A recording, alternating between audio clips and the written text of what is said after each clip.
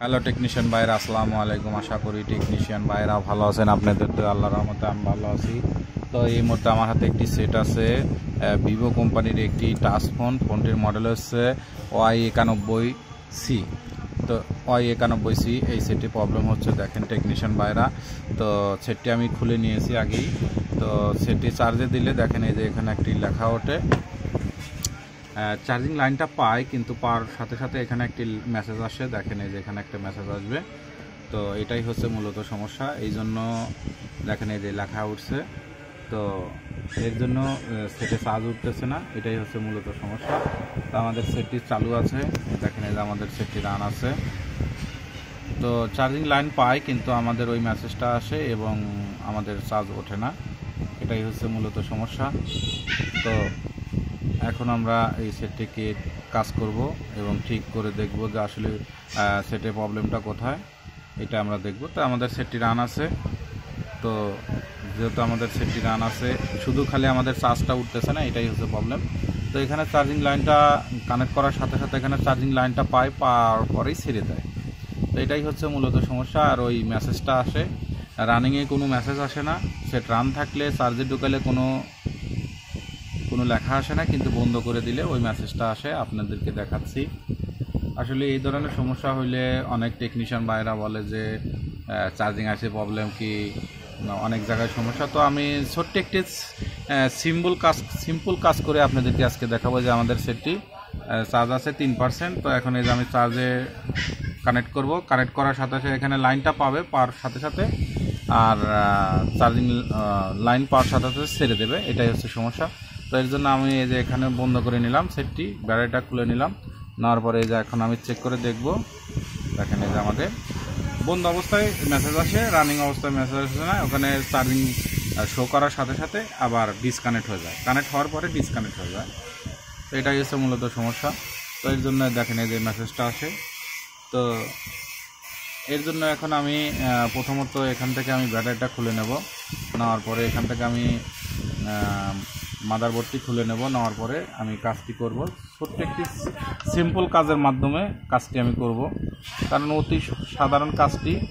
অনেক টেকনিশিয়ান ভাইরা এই যে এই পাশে এখানে টিনটা কেটে নিয়ে কাজ করতেছে, অনেক কিছু করছে। তো আমি সাধারণ একটি বিষয় আপনাদেরকে কাজটি দেখাবো। তো আমি এখান থেকে মাদারবোর্ডটি খুলে নেব। খুলে নেওয়ার পরে আমি কাজটি করে আপনাদেরকে দেখাবো। আসলে মাদারবোর্ডটি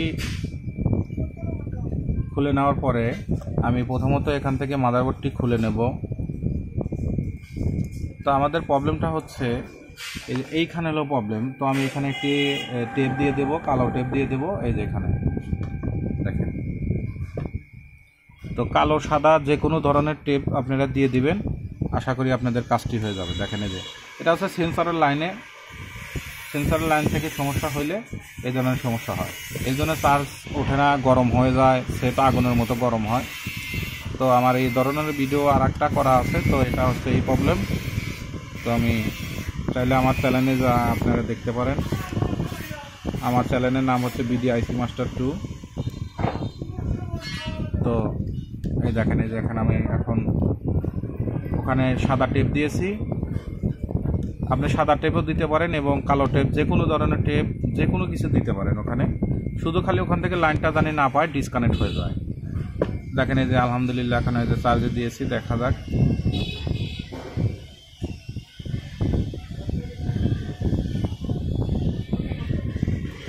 তো আমি ব্যাটারির লাইনটা খুলে নেব আবার, যেহেতু আমাদের ডিসপ্লে লুজ কালেকশন পাইছিল। তো আশা করি আমাদের এখন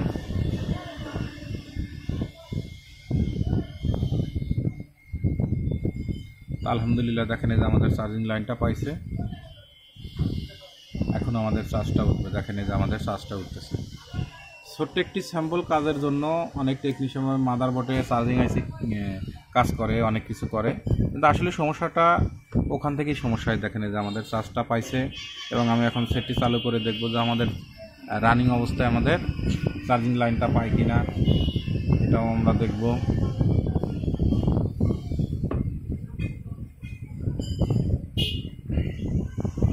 তো দেখেন এই যে এখন আমাদের চার্জিং কেবলটা লাগাবো, লাগানোর পরে দেখেন এই যেখানে আমাদের তীর চিহ্ন ধরে আসছে, দেখেন এই যে আমাদের চার্জিং লাইনটা পাইছে। তো দেখেন এই যে আমাদের এখন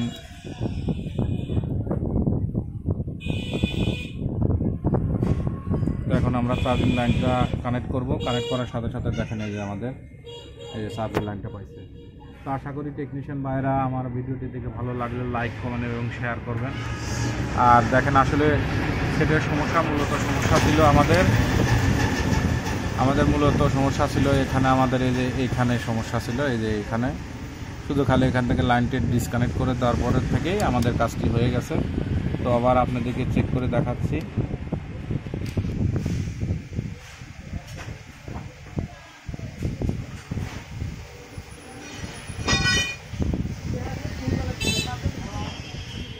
আজকের মতো ভিডিও এখানে শেষ। আসসালামু আলাইকুম।